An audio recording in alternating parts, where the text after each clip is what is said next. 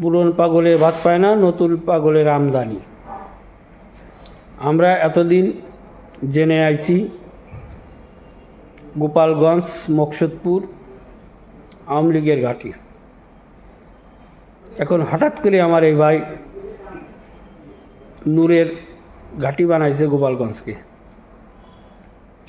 আপনাদের মতামতটা কমেন্টে বলে যাবেন যে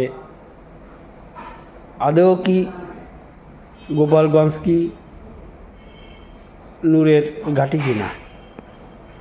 ইনশাআল্লাহ গোপালগঞ্জ হবে ভিপি নূরের ঘাঁটি, গোপালগঞ্জ হবে রাশেদ খানের ঘাঁটি।